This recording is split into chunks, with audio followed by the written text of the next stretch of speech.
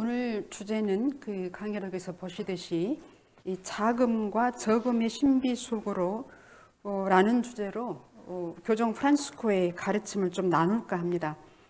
금년 지난 3월 13일 날 교정 프란시스코가 선출되신 지 9주년이 되었어요. 그리고 이제 이분이 선출되자마자 꾸준히 해오신 작업이 교회 쇄신이었잖아요. 그리고 구체적으로 교황청을 쇄신하기 위해서 이른바 C9 추기경들 자문위원회를 구성해서 꾸준히 작업을 해오셨는데 이제 곧 발표하려는 그 시기에 코로나 상황이 벌어져서 이 마무리 작업을 이제 추기경님들이 모이기가 어려워서 마무리 작업이 좀 늦어졌다고 하는데 얼마 전에 이게 발표가 됐어요. 그 문헌이 발표가 돼서 아마 이제 보신 분들은 정말 충격적일 정도로 파격적인 교황청 쇄신이 이루어졌거든요. 그 중에 하나 예를 든다면 평신도, 남녀 평신도 누구나 교황청 부서의 장관이 될 수 있어요. 지금까지는 고위 성직자만 했던 것이고 특히 이제 여성들도 능력이 되면 중요한 요직에서 교회를 위해서 봉사할 수 있도록 기회가 주어진다고 합니다. 그리고 요점은 신앙교류성이 가장 중요한 성의 하나로 여겨졌던 지금까지 이 관례를 깨고 복음화 부서가 가장 중요하게 부각이 되고 교황 자신이 책임을 맡게 됐어요. 교황청 자선을 담당하는 자선 부서가 세 번째고 이제 두 번째가 신앙교류성이라고 그렇게 읽었습니다. 지난 9년 동안 이분이 교회를 이끌어 가시는 동안에 아마 대부분 기억하실 거예요. 그분이 선출되시고 나서 얼마나 우리가 신선한 감동을 맛보았는지. 저도 마찬가지였어요. 그래서 누가 이걸 번역해라 뭐 어째라 시키지 않았는데 제가 혼자 좋아서 매일매일 그 소식을 듣고 말씀을 받아서 번역하고 또 여러 형태로 나누다 보니까 어떻게인가는 제가 교황 번역가처럼 그렇게 알려지기도 해서 뭐 인터뷰도 하고 했는데, 그러면서 이제 그분의 그 말씀이나 그 어휘의 특징이라든가 이런 것을 조금 알아차리게 됐어요. 이제 그래서 오늘 우리가 나누려고 하는 저금이란 단어도 그분이 즐겨 쓰시는 어휘 중에 하나인데요. 실은 이 명사보다는 동사를 그분은 좋아하세요. 아주 활동적이고 움직이는 그런 성향을 가진 분이어서 교회에도 문을 닫고 차분히 안에 들어앉아 있지 말고 밖으로 나가서 넘어지고 다치고 손을 더럽히고 하라는 말씀을 많이 들으셨죠. 동사에서는 움직이는 동사, 이동 동사를 많이 쓰셔요. 걸어가다, 나가다, 뭐 길을 가다, 만나다 이런 동사들인데 특별히 문을 열고 밖으로 변두리로 나가라고 하는 것이 그분이 일관되게 초기부터 강조해 오신 이제 가르침입니다. 이제 요즘 우리 교회에 가장 핫한 주제라고 하면 시노달리타스일 거예요. 지금 우리가 실감이 안 나실 수도 있는데 시노도 중이거든요. 이 선출 당시의 모습이에요. 기억하시죠? 보통 당신이 교황이 선출되면 하느님 백성의 강복을 주셔야 되는데 당신이 먼저 강복을 청했어요. 우리들에게. 그 감동을 진짜 잊을 수가 없죠. 이동동사를 이렇게 선호하시는데 시노달리타스라는 이제 이 주제로 지금 우리가 작년부터 실은 시노도 중이에요. 지금 지역 교회 차원에서 하고 있고 올 가을인가요? 이제 로마에서 마지막 단계의 시노드가 주교님들을 중심으로 열리게 될 것입니다.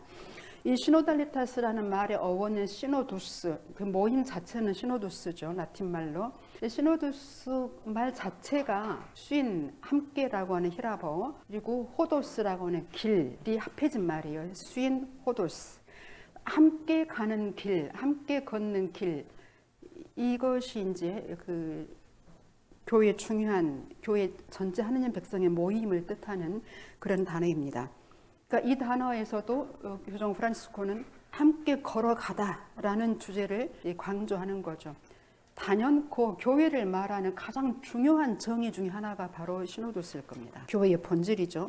명사로서는 이제 그분이 즐겨 쓰시는 명사가 가난한 사람, 변두리, 하느님 백성 이란 말도 굉장히 많이 쓰세요. 공동체, 만남, 관계, 연대, 또 추상명사처럼 보이지만 실은 그분에게는 추상명사가 아닌데 자비, 다정한 사랑, 또 일치, 친교 이런 것들인데요. 보면은 대부분은 관계어예요. 사람들 사이의 관계를 드러내는 명사들이 많습니다.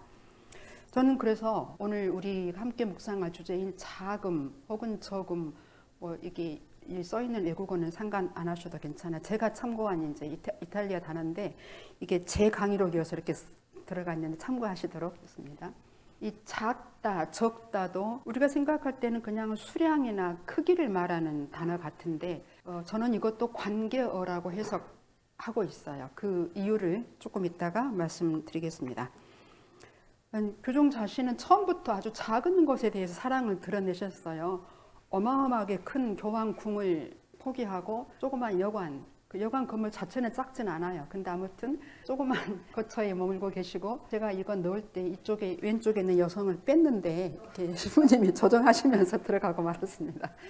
우리나라에 오셨을 때 이 작은 소울 차를 타고 다니셨죠. 이렇게 작은 것을 굉장히 사랑하셨습니다.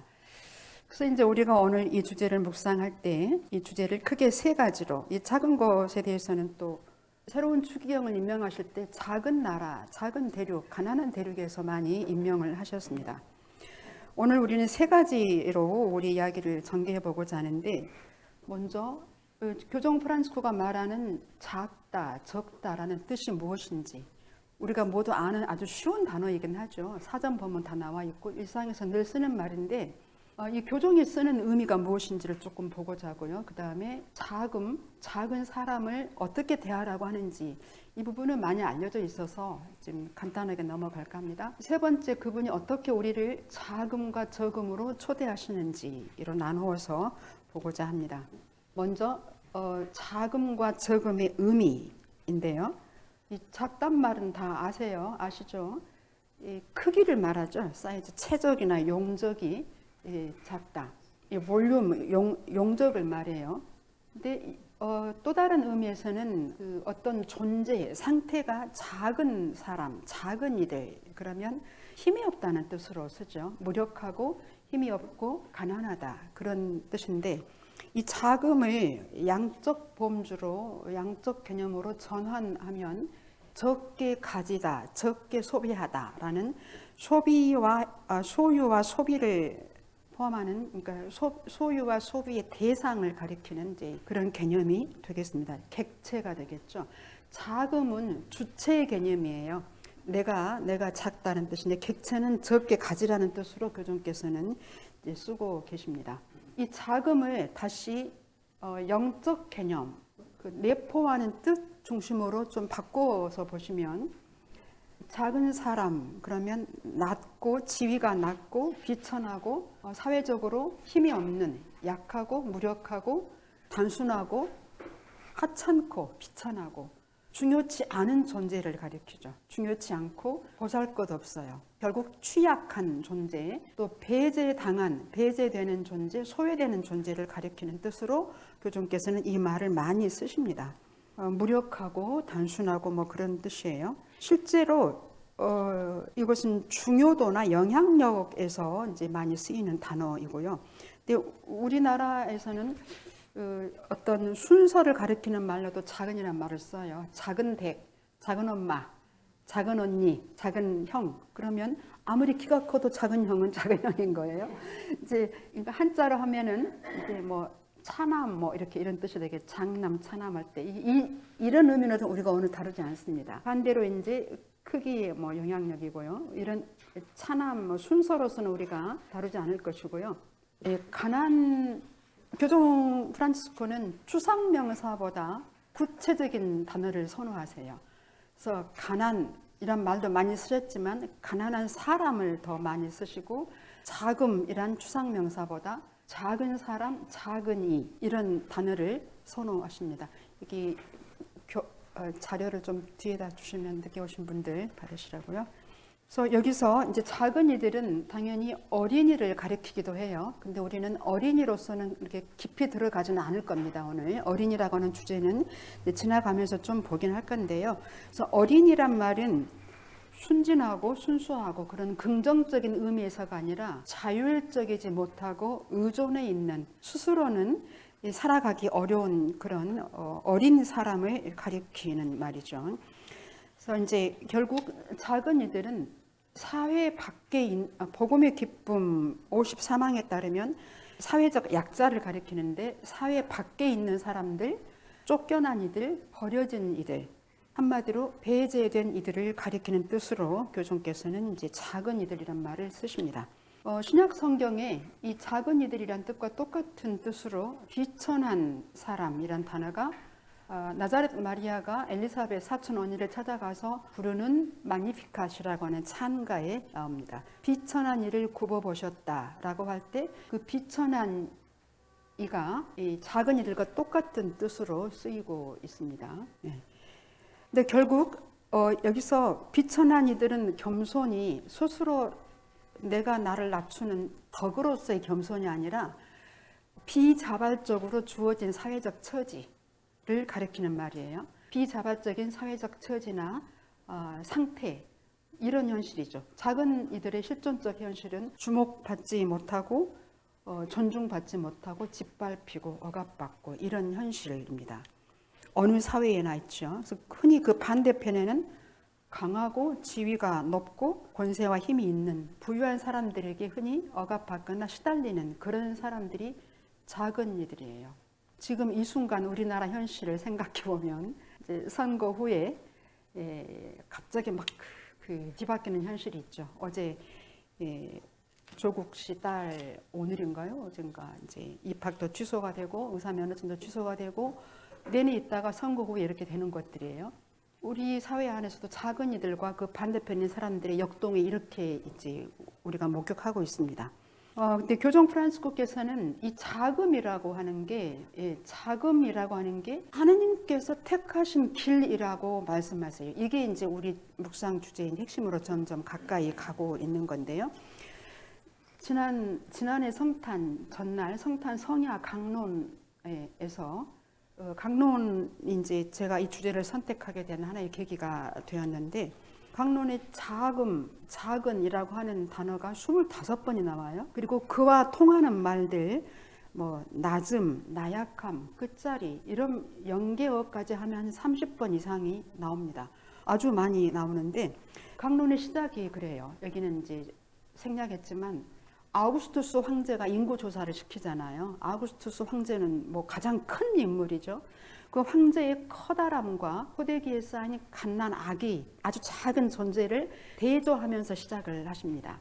베들레헴에는 큰 것, 위대하다, 크다 이 말은 서양 말은 같은 단어예요. great라고 할 수 있겠죠.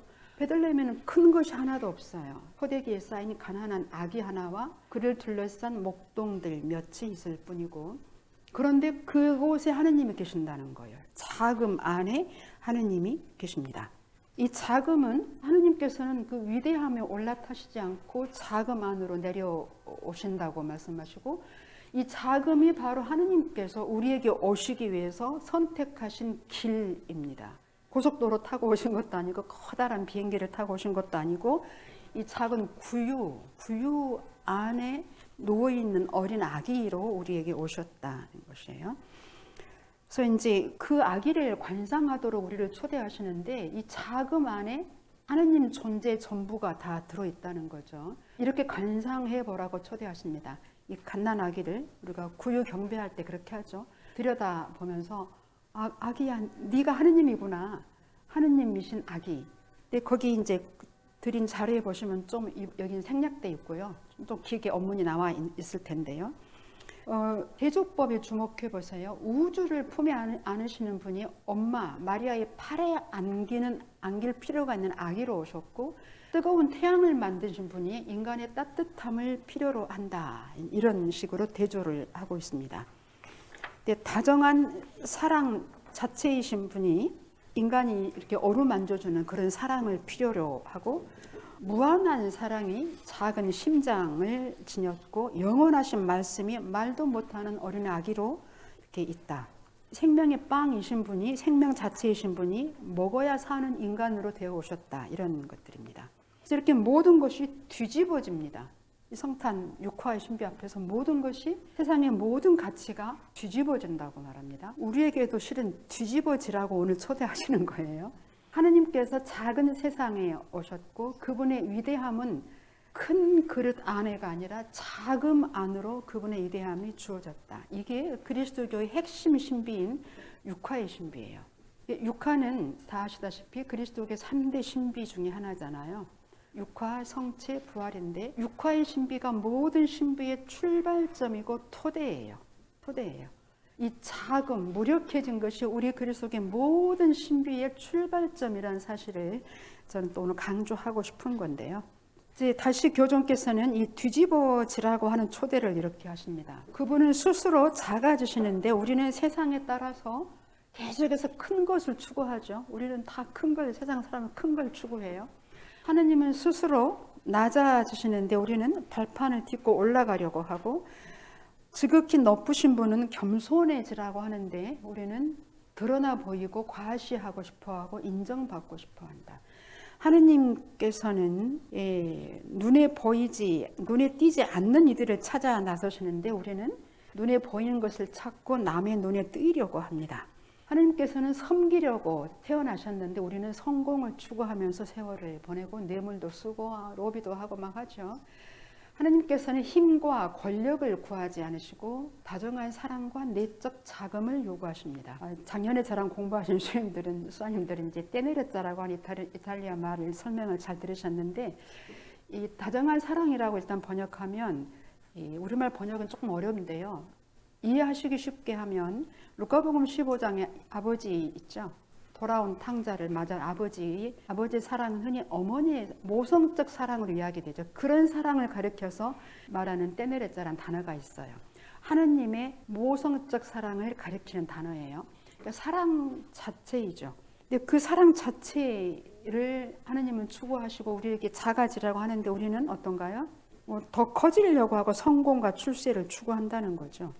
그래서 교종께서는 우리에게 자금을 기꺼이 받아들이라고 요구합니다. 자금의 은총을 청하라고요. 근데 우리가 자연적으로 생각할 때 커지고 싶은 은총을 청하지, 저를 작게 해주세요, 이런 은총을 청하는 것은 자연스러운 것은 아니에요. 자연스럽고 당연하면 제가 강의할 필요도 없을 거예요, 아마도. 근데 왜 이것이 우리를 진정으로 구원하는 길인가는 조금 묵상을 해야 되는 주제이기 때문에 선택을 한 거고요. 교종 프란시스코는 우리에게 자금을 기꺼이 받아들이라고, 자금의 은총을 청하라고 초대하시는데 이게 무슨 뜻인지 구체적으로 3가지 의미라고 말하십니다. 자금을 기꺼이 받아들인다는 것은 우선 첫 번째로 우리 삶 안에 작은 것들 안에 하느님께서 계신다는 거예요. 현존하신다는 겁니다. 즉 일상의 평범한 현실 안에 식사하고 청소하고 집안일하고 주방일하고 또 출근해서 일하고 아이들하고 대화하고 이런 설거지하고 이런 모든 단순한 행위들, 일상의 현실 안에 머무르신다는 것을 우리는 정말 믿어야 하고 거기서 하느님을 만나야 한다는 거예요. 그래서 삶의 작은 일들을, 평범한 일들을 그 가치를 발견하라고, 재발견하라고 초대하십니다. 보세요. 베들레헴에서 영원방 하나 없어서 가축들이 사는 마국간에서 아기가 하나 태어났어요. 이게 무슨 대단한 일입니까? 아무 그 대단할 것이 없는, 특별할 것이 없는 평범 이하죠. 평범하다면 보통 아기는 방에서 태어나겠죠. 그 이하예요. 그 이하로 작고 초라한 현실인데 거기에 하나님께서 현존하신다는 것이죠. 두 번째 의미는 일상의 작은 것, 우리가 가진 우리 삶의 작은 것 안에서만이 아니라 우리 자신의 자금을 통해서 오신다는 거예요. 이게 저 개인적으로 많이 감동받았던 체험이 있는데, 제가 최근에 어떤 수녀님들 피정 동반하는데 저와 비슷한 그런 느낌에 좀 힘들어하는 수녀님들이 계셨어요. 곧 나약하고 연약하고 부족하다는 느낌, 내 삶이 뭐가 잘못된 거 아닌가, 이게 뭐가 잘못되지 않았나, 내가 열심히 산다고 살았는데 나는 정말 형편없는 존재가 아닌가, 모든 거 실패한 게 아닌가, 모든 게 좌절된 것 같고 잘된 게 하나도 없는 것 같고 모든 것이 무너진 것 같은 그런 느낌, 살다가 그런 느낌 체험하셨죠? 한 번도 체험 안 하셨다면 글쎄요, 다행이라고 할까요? 언젠가는 올 거라고 제가 예상하는데, 그 순간에 이제 그런 느낌을 갖고 있던 교수님이 제가 이 말씀을 나누어 드렸어요. 그리고 기도 한번 같이 해보자고 했더니 다음날 면담 때 와서 이제 굉장히 회복된 모습으로 감사하더라고요. 이 느낌이 우리에게 꼭 필요하다고 저는 생각을 해요. 필요하다고 생각합니다. 심지어 뭐가 내 인생 자체가 잘못된 게 아닌가. 지금 어떤 가족이 어떤 의사 초년생이었던 어떤 사람이 그런 상태가 아닐까 저는 생각이 되는데, 그래서 우리가 그런 어둠 속에 있을 때 실은 하느님은 그 안에 계신다는 거예요. 그때 나에게 이렇게 말씀하신답니다. 내가 어둠 속에 있다고 느낄 때 주변의 사람들이 다 나를 무시하는 것 같고 너는 정말 형편없는 사람이야. 내 상처가 나에게 너는 이 상처 때문에 일어설 수 없을 거야. 너는 중요한 사람이 아니야. 너는 아무도 너를 사랑하지 않아. 앞으로도 계속 너는 사랑받지 못할 거야. 열등감, 자존감은 바닥에 나고, 이런 순간에 조용히 하느님의 말씀을 들어보라는 겁니다. 나는 너를 있는 그대로 사랑한단다. 네가 아무리 작고 보잘것없어도 나는 놀라지 않아. 너의 연약함은 나를 불안하게 하지 않는다. 왜냐하면 나는 너를 위해서 작아졌으니까. 이런 말씀이에요. 근데 왜 내가 커져야 할까요? 하느님이 나를 위해서 이렇게 작아졌는데 왜 나는 꼭 커져야만 할까요? 세 번째 의미입니다. 작음을 기꺼이 받아들인다고 하는 의미 세 번째는 오늘 우리 주변의 작은 사람들 안에서 예수님을 발견하고 예수님을 끌어안는다는 거예요. 곧 꼴찌, 끝자리에 있는 사람들 안에서 예수님을 사랑하고 그들 안에 계시는 예수님을 섬긴다고 하는 것은 마태복음 25장 40절에 우리에게 유명한 구절이에요. 이게 가장 작은 사람 하나에게 해준 것이 나에게 해준 것이다 그러셨죠. 보잘것없다는 말로 번역된 것은 이제 공동 번역은 그렇게 번역되어 있어요. 보잘것없다는 뜻도 원래 뜻은 작은이란 뜻입니다. 그래서 이제 교종께서는 그 다음 또 강론, 성탄 강론에서 교종이 가난한 사람들인 목동들에게 둘러싸인 것을 또 관상해 보라고 강의록 자료에 나와 있죠. 목동들은 어떤 사람들인가? 밤새 철야를 하고 있었죠. 양들을 지키고 있었어요. 밤에 잠을 자야 하는데 양들의 움직임에 따라서 자기 시간표가 따라 달라지는 사람들이에요. 자기 직업에 충실하게 일을 하고 있던 사람들이에요. 근데 그 일하고 있는 사람들에게 천사들이 나타나서 하느님의 초대를 전달하죠. 교종께서는 이렇게 가난한 사람들은 밤에도 일을 해야 돼요. 밤에도 일을 하고 쉬는 날도 없이 일을 해야 되죠. 근데 지금 대통령 당선자가 재벌들을 만나서 중대재해방지법을 풀어달라. 그러니까 뭐 이렇게 청해서 또 풀어줄지 모르겠어요. 그러면 노동자들은 더 계속 죽어가도 괜찮다. 이렇게 될까봐 너무 마음이 아픈 현실인데, 노동자들이 자기 일하는 그 현실 안에서 천사의 목소리를 듣는 거예요. 하느님의 초대를 받고 배제당한 사람들, 그 목자들이 예수님을 가장 먼저 만나게 되는 거죠. 근데 교종께서는 그래서 바로 그 베들레헴으로 돌아가라고 우리를 초대하십니다. 그것이 우리 그리스도인들의 삶의 본질이라고, 이것이 본질입니다. 베들레헴으로 돌아갑시다. 그 끝자리, 사회 끝자리에 있는 가장 작고 가난한 사람들이 있는 곳에 바로 주님이 계십니다. 우리도 그곳으로 돌아가자고 말합니다. 내 삶 안에서 베들레헴이 어디인지 각자 묵상해 보실 수 있겠죠. 2013년에 나온 책 중에 이제 나의 문은 항상 열려 있습니다라는 대담집이 있어요. 최초의 대담집입니다. 제가 번역한 전력인데요. 거기에 이런 말이 있습니다. 어떤 예수 회원이 이냐시오 성인의 무덤에 묘비명으로 쓴 글이라고 해요. 진정으로 신적인 것이 무엇인가 하는 질문에 대한 답입니다. 가장 큰 것에도 압도당하지 않고 가장 작은 것에도 담기는 것. 이 코로나 바이러스는 눈에도 안 보이잖아요. 그보다 더 작은 것에도 담기는 것이 바로 신적인 것이다 라고 말씀하셨고, 또 다른 책에서는 하느님은 작은 것 안에 자라나고 있는 아주 작은 것 안에 숨어 계신다. 이 봄에 우리가 요즘 많이 그 아스팔트 틈에서 자라는 작은 풀꽃, 눈에도 가까이 가지 않으면 안 보이는 그 작은 것들 안에 하느님이 계신다는 거예요. 우리가 작은 사람이 아니면 그거 못 알아봐요. 이 서울은 큰 빌딩도 많고 뭐 화려한 사람도 많은데 이 길가에 핀 작은 풀꽃 하나 내가 작은 존재가 아니면 알아보기 힘들 것 같습니다. 예, 교종께서는 또 자금은 무엇이라고 말씀하신가 하면 흠숭하는 자의 자세라고 말해요. 흠숭이라는 주제를 교종은 굉장히 선호하세요. 아주 좋아하시는데 그 부르심의 힘이라고 얼마 전에 제가 번역해서 나온 책인데 이제 수도자들을 위한 책이에요. 숙성 생활자들을 위한 책인데 그 안에서 흠숭을 이렇게 설명하세요. 흠숭은 우리가 십계명에서 나오는 첫 번째 것 이렇게만 거기서만 듣는다고 생각하시면 좀 곤란하고요. 성체, 조배, 구유, 경배라고 말하죠. 그 조배나 경배가 다 흠숭이란 말과 동의어예요. 라틴 말로 아도라시오 그러면 우리말은 흠숭, 경배, 조배 세 가지로 번역을 해요. 다 똑같은 동의어입니다. 구유를 경배한다고 하면 구유 안에 계신 아기 예수님이 하느님이라는 것을 우리가 인정한다는 말이죠. 성체를 조배한다고 하면 성체를 흠숭한단 말이에요. 성체 안에 계신 분이 하느님이라는 것을 우리가 인정하고 흠숭을 드린다는 거죠. 흠숭을 드린다는 게 무슨 뜻입니까? 라고 이제 인터뷰어가 물으니까 이렇게 말하십니다. 하느님은 무한히 크신 분이고 나는 아무것도 아닌 존재입니다. 라고 말씀드리면서 무한히 크신 그분 앞에 머무는 것이 흠숭이라고 합니다. 그러니까 우리가 상처 접해할 때 이거 해주세요, 저거 해주세요. 온갖 한보따리 청을 가지고 가서 딱 올려놓고 목주기도도 하고 뭐 책도 읽고 이렇게 하는데 그렇게 하시는 것이 별로 바람직하지 않은 올바른 자세 아니에요. 성체 앞에 오로지 그 안에 계신 하느님을 흠숭하는 마음으로 이런 마음으로 그냥 머무르시는 것이 가장 좋은 도배하는 방법이겠죠. 두 번째로 작은 이들을 향해서 우리는 어떻게 하라고 교종에 초대하시는가 이건 대체로 아세요.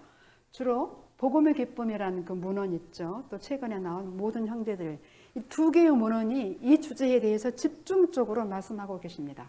당연히 배제하고 소외시키지 말고 가난한 사람들, 고통받는 사람들을 포용하고 통합하라고. 그래서 우리 시대의 금융 경제는 자유시장 경제는 생산 능력이 없는 가난한 사람들을 사회 밖으로 내몬다라고 탄식을 하시죠. 이른바 낙수 효과를 비판하시면서 그래서 오히려 그 사람들을 끌어들이는 포용하는 포용 경제로 통합 경제로 가야 한다라고 강조하십니다. 유명한 항목이 복음의 기쁨 54망인데요. 이런 약한 사람들을 배제하는 불공정의 경제는 결국 그 사람들을 죽음으로 내몬다는 거예요. 그래서 이러한 경제는 사람을 죽게 만듭니다. 이렇게 말씀하셨어요. 근데 어떻게 좀 잘못돼가지고 우리나라에 나와 있는 책 제목이 이놈의 경제가 사람 잡내라고 돼 있는데 약간 이제 좀 재미있긴 한데 약간 뜻은 좀 달라졌어요. 원래 그 컨텍스트를 맥락을 보시면 배제와 불공정, 약한 사람들을 사회 밖으로 배제하는 내모는 그런 경제는 결국 그들을 죽음으로 내몬다 이런 뜻입니다. 유명한 이야기죠. 주가가 2% 올라가면 막 뉴스거리가 되고 난리가 나죠. 코스닥, 나스닥 뉴스에 나오잖아요. 저는 아직도 그 내용을 잘 모르지만 내 길거리에서 노숙인 하나가 죽었다 그러면 뉴스거리가 안 된다는 거예요. 뉴스가 안 된다고. 이게 이제 배제의 경제라는 거. 이것이 배제라는 것이죠. 209항에서 이제 복음의 기쁨 209항에서도 예수님께서는 가장 작은 일을 당신 자신과 동일시 하시는데 뒤처진 이들, 재능 없는 이들은 살 수 없게 만드는 것이 성공과 자립이라고 하는 우상을 추구하는 우리 시대다라고 탄식하시면서 이제 포용할 것을 강조하십니다. 모든 형제들을 문헌은 이 문헌 전체가 바로 이 주제를 다루고 있어요. 이 문헌 전체가 이른바 사마리아인의 비유를 굉장히 심오하고 폭넓게 해석을 하시는데요. 70항에서 이렇게 말씀하십니다. 이 세상에는 두 부류의 사람만 있습니다. 다른 사람의 고통을 떠안는 사람과 멀찌감치 지나가 버리는 사람, 두 부류 사람밖에 없다는 거예요. 나는 어떤 부류에 속하는지 돌아볼 필요가 있겠죠. 이제 세 번째로 우리가 묵상할 주제는 자금의 은총을 청하라는 거예요. 앞에서 우리는 자금이 하느님께서 택하신 길이라고 했었죠. 그러면 당연히 우리도 그 길을 택해야 되겠죠. 하느님의 길을 가야 되겠죠. 그럼 이제 하느님의 길로서의 자금을 보았다면 우리가 가야 할 길로서의 자금을 보겠습니다. 자금으로 근데 제가 돌아서라고 했어요. 왜냐하면 앞에서 봤듯이 우리는 주로 아마도 지금까지 큰 것을 추구했고 올라가고 싶어 했고 그렇게 살아왔다면 이제 자금으로 방향을 바꾸자고 하는 것입니다. 사순절 우리가 많이 들었죠. 회심. 사순절 해야 될 것 중에 하나가 이제 회심인데 메타노이아라고 하는 히라보는 돌아선다는 거예요. 방향을 바꿔요. 저는 흔히 사순 특강할 때 이제 이렇게 말해요. 우리가 방향을 바꾸려면 무엇부터 바꿔야 할까요? 우리 몸 중에서 생각만 바꿔도 안 돼요. 생각은 내가 저 일을 해야 되는데 몸이 움직이지 않으면 회심이 아니에요. 고개만 돌려서는 안 되고 제 생각은요. 발을 바꿔야 돼요. 발을 바꾸면 온 몸은 발에 따라서 방향을 바꾸게 돼 있거든요. 그래서 내 발이 움직이는 곳으로 내가 가잖아요. 방향을 내 발을 바꿔서 이제 이 자금으로 돌아서자는 것입니다. 그래서 이제 이 라틴 말로는 conversione, versio가 방향이에요. 바꾸라 이건데 생각과 방향을 바꾸고 사고 방식과 우리 멘탈리티를 바꾼다는 거예요. 삶의 방식을 바꾸는 것입니다. 교종의 말로 하면 뒤집어지라는 거예요. 뒤집어지라고 완전히 180도로 바꾸는 걸 말합니다. 방향을 돌리시오라고 명령을 하시는데요. 우리가 큰 것을 추구했던 것에서 작은 것으로 돌아서고 올라가고 높아지려고 했다면 내려가고 낮아지라고 그리고 드러내고 싶어 했고 인정받고 싶어 했다면 겸손하게 숨은 삶을 살으라고 하느님께만 드러나는 삶을 살라고 초대하십니다. 눈에 띄고자 했다면 숨어 있으라고 하고 성공을 추구했다면 섬김을 받으라고. 우리 사회에서 성공이라 그러면 다른 사람을 내가 움직일 수 있는 능력을 말하죠. 다른 사람을 움직일 수 있는 힘을 우리는 두 글자로 권력이라고 해요. 권력. 이 권력은 정치 권력만이 아니라 집안에서도 작은 집단에서도 여러 가지 형태의 권력이 있어요. 목소리 큰 사람, 또 어떤 실력, 자격증이 많은 사람, 경험이 많아가지고 나 때는 이런 입에 달고 사는 사람, 다 이게 권력이에요. 권력. 여러 형태의 권력이 있습니다. 우리는 성공을 추구하는 것이 그 권력을 갖기 위해서요. 남을 내 마음대로 움직이고 싶은 거예요. 이 정치 권력이 대표적인 건데 그래서 올바른 정치 권력은 가장 큰 사랑의 힘이라고 말해요. 교종께서 가장 큰 효과적인 사랑은 정치적 사랑입니다. 왜냐하면 나에게 주어진 힘으로 많은 사람에게 선을 행할 수가 있거든요. 엊그저께 제주 4.3 사건 기념 추념식을 했는데 그날 4.3 피해보상법이 통과됐어요. 또 최초로 국가가 저지른 폭력에 대해서 공식적으로 이제 물론 5.18도 조금 보상되긴 했지만 아직 밝혀지지 않고 있거든요. 근데 4.3은 이제 노무현 대통령이 인정을 했고 사과했고 피해보상까지 이제 이루어졌단 말이죠. 권력이 그렇게 힘이 있어요. 사람을 무더기로 죽일 수 있는가 하면 이렇게 엄청난 선을 또 행할 수 있다는 거죠. 그래서 성공이나 권력을 추구하지 말고 섬기는 힘, 권력을 올바로 추구하면 섬길 수 있는 기회를 잡는 것이니까 좋은 것이겠죠. 그다음에 이제 그 자금의 힘은요. 우리는 지금은 사순 시기를 살고 있는데 저는 지금 육화의 신비를 조금 묵상하고 있잖아요. 이 육화가 사순 시기로 바로 이어집니다. 우리가 초대받고 있는 회심은 성자의 육화와 십자가에서 낮아지신 움직임. 그러니까 하느님이신 분이 신성의 모든 특권을 내려놓고 인간이 되었잖아요. 이게 낮아지신 거예요. 낮아지심은 예수님의 생애에서 크게 두 단계로 볼 수가 있어요. 낮아지심 혹은 또 우리가 잘 알고 있는 단어인데 비움을 흔히 케노시스라고 들어보셨죠?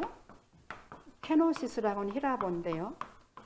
비움은 하느님이신 분이 신성의 특권을 다 비우고 인간이 되신 육화 사건이 첫 번째 비움이에요.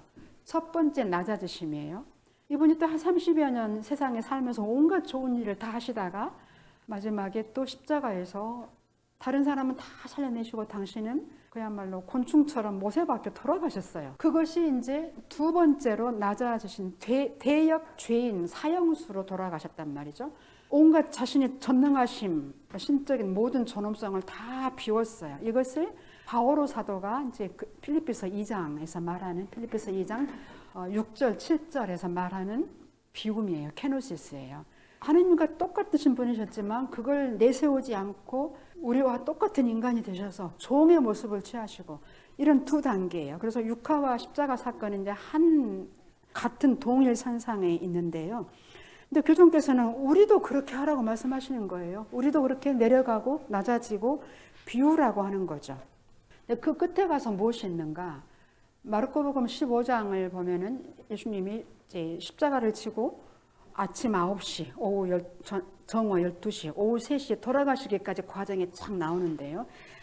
돌아가시고 나서 그때 이제 사라졌던 제자들이 다 모여들어요. 십자가 아래로. 그 다음에 이제 부활이 기다리고 있는 거죠. 육화에서 부활로 가는 길, 뭔가 사순 시기가 빠져 있는 것처럼 보이죠. 근데 이 가운데 십자가 사건이 있는 거예요. 육화와 부활 사이에. 근데 우리가 자금을 택하고 적음을 택할 때 결국 끝에 가서는 우리가 선택한 것보다 더 커지고 더 많아질 수 있다는 것입니다. 낮음을 선택할 때 우리는 높아진다. 필립비서 2장 9절에서 이렇게 나와요. 예수님께서 낮아지고 이렇게 종의 모습을 취하시니까 그러므로 하느님께서는 그분을 들어 높이셔서 이렇게 나오거든요. 부활 사건이죠. 우리가 낮출 때 하느님이 우리를 높여주시고 우리가 약해질 때 하느님이 당신 강함을 우리에게 주시고 이런 거예요. 우리가 늘상 살아가는 일상은 이제 크로노스예요. 일종의 시간은 두 가지 개념이 있잖아요. 크로노스, 카이로스가 있는데 크로노스는 연대기적 시간, 매일매일 일지라고 할 때 크로놀로지라고 하죠. 일지는 매일매일 쓰잖아요. 평범한 일상 안에서 우리가 하나님을 만날 수 있을 때 특별한 사건, 카이로스가 그 안에 있다는 거죠.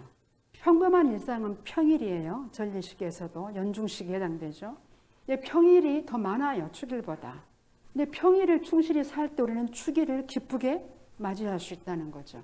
이 말은 육화의 영성을 일상에서 연중시기 같은 때 평범하게 충실하게 살아갈 때 부활의 기쁨을 크게 맞이할 수 있다는 것입니다. 이게 교정 프란스교 논리예요.